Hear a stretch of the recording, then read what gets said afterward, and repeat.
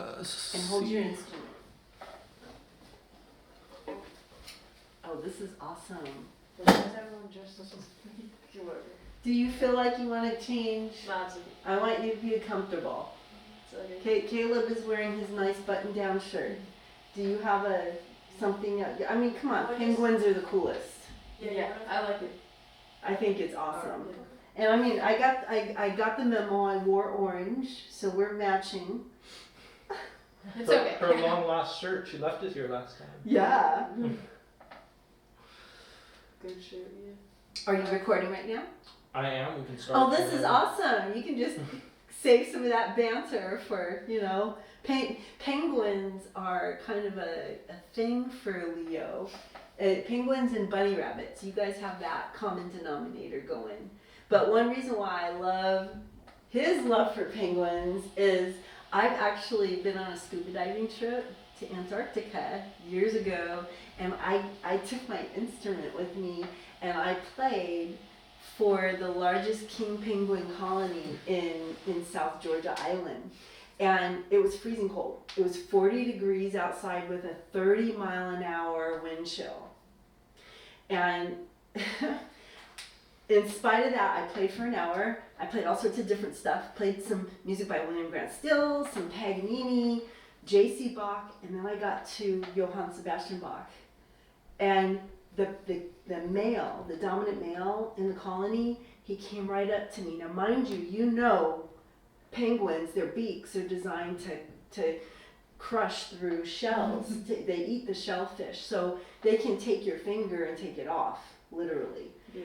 And the guy who was the guide on the tour is a fellow I'm going to get you in touch with, an amazing photographer for National Geographic.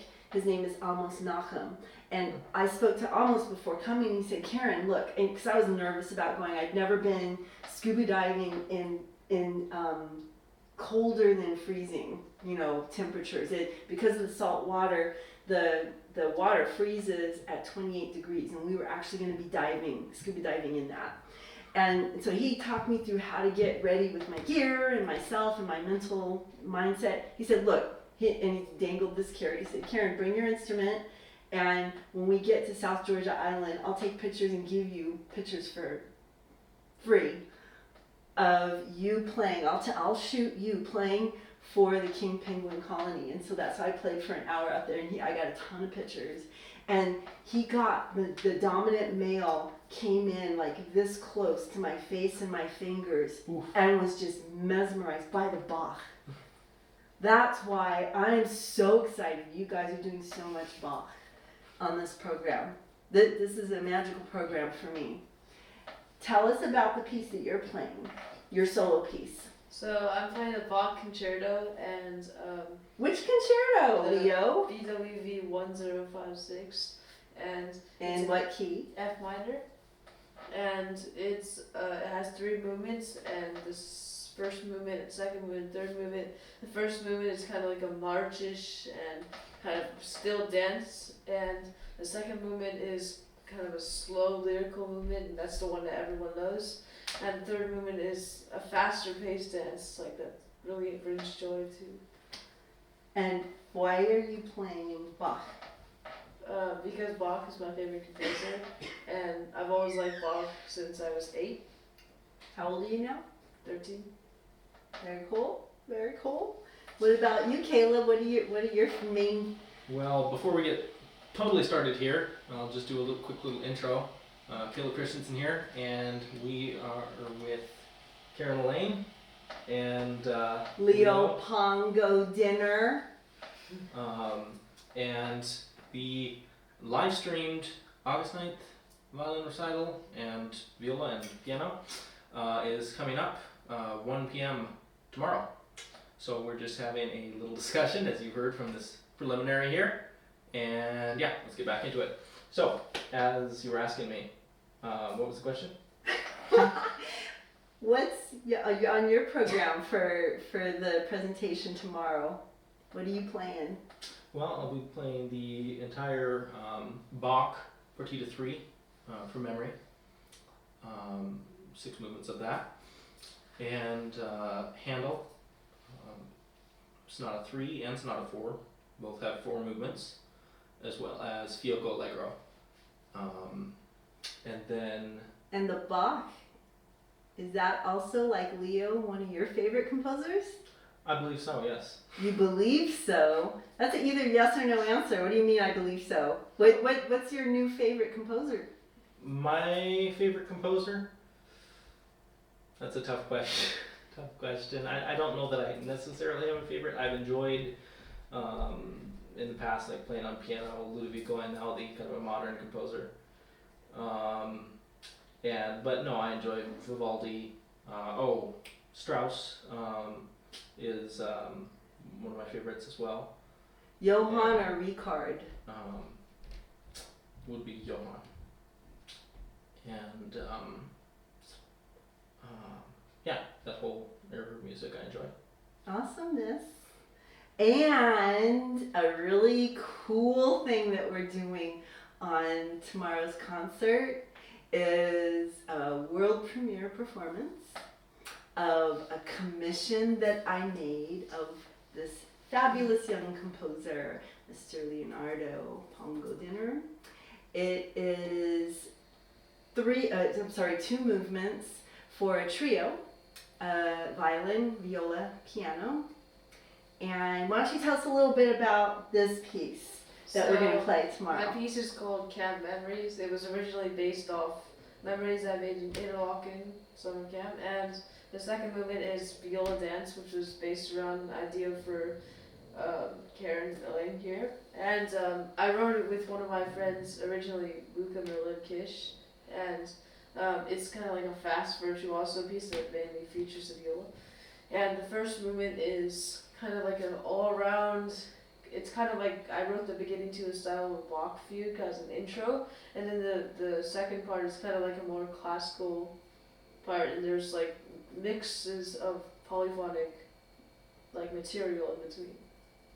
Inspired by the repertoire you learned at summer camp, or some of your favorite pieces? No, it was just I got bored in the practice hut, so I started improvising. I love it. And you know, most of these favorite composers you guys mentioned, it was standard in their lifetime to not just do a premiere of their own music, but they would, somewhere in the middle of the concert, do a full improvisation. That was standard practice. So that's what we call doing a music composition in real time. Improvisation, real time composition. So that's pretty cool, pretty exciting. And is this your first commission, Leo? Yeah. I'm so excited! Yay! Something to put on that resume. And we're all here in North Dakota, near the Canadian border. We're in northwest North Dakota, near the town of Alexander, which is just a little bit south of the largest town nearby is Williston. And it was a fun time for us coming out here. Now Caleb lives here year round, so he's used to the environment. He didn't have to get in the car and get here. But Leo's family and I, me and my family, my 3 dogs, we all schlepped over here by car, and that was a little bit of an experience. Yeah. Right? Getting blocked by bison as well. Oh my, yes, that's right. And I thought you only saw bison when you're driving through Yellowstone Park. Where were you guys again? Well, we mainly saw them when we were driving through the Yellowstone area. Oh, was it Yellowstone? I thought it was nearby that you saw Theodore it. Roosevelt. Yeah, we also Plenty of saw them bison. at Theodore Roosevelt. Theodore Roosevelt Park? National Park. National It's Park. about the north unit. There's a north unit, and then Medora is the south unit. Yeah, we saw them all in the north unit. Yeah, and that's about 45 minutes. That's very Rockford. close. That's Yeah. very close to here. Right. Yeah, that's amazing. I had no idea. That's very, very cool. And you guys took a little road trip before we had rehearsal today. Where did you guys go? So we went down about a mile down, a couple miles, down on some relatives' property. That it's the Badlands basically. Some of it kind of looks like Theodore Roosevelt. And Leo and his dad collected rocks and petrified wood. Yeah, you guys, it was some beautiful specimens. The petrified wood was really quite striking. Awesome. There's all kinds of hills and clay and petrified wood. We've even found petrified seashells and sea creatures and that kind of thing down there. Cool. On this trip, when you guys all just went down? Not on this. I wish I could find. I don't recall the hill that we went on a few years back and found a bunch of. I gave some to you to put in the collection. But these petrified sea creatures that got up on this hill, you know. Very cool. Yeah. Very cool. So we have a little theme of red, white, and blue, as you can see in the fabulous flower collection here. Which was arranged by Karen? Yes. And the reason for that is we're just continuing to celebrate the Olympics and all the amazing accomplishments that have been going on the last couple of weeks in Paris, France, at the 2024 Olympics. World records being set. My favorite player got second for ping pong. Nice. Who? Jules Morgan. Nice. Yes. Very cool. Very cool. I was cheering on the gymnastics teams. The men and women's United States teams took gold, which is the first time ever, I think, especially for both men and women simultaneously from the U.S. to win that. That's, I mean, when I was growing up in the 70s, then 80s, all the gymnasts getting gold were from Russia. That was just the standard. And now not only are the USA teams taking over, but they even had a historic time on the podium. The gold, silver, and bronze were all taken by black women. So that's just astounding and awesome and exciting. So it's an awesome time to be alive, and we're gonna be the Three Musketeers and tomorrow and be stellar in front of the camera, and hope that we have a whole lot of you guys joining us on the interwebs and enjoying the music. And if you don't, then hopefully you'll enjoy the playback. Ciao for now. See you later. Here, should we try all three at once? Oh yeah, come on. Bring your hand up. Bring your hand up. We're gonna cover it up. Come on. Gonna cover the camera. Bye. Woo! Lens is here. Not the screen. One more time. Here you go. Yeah.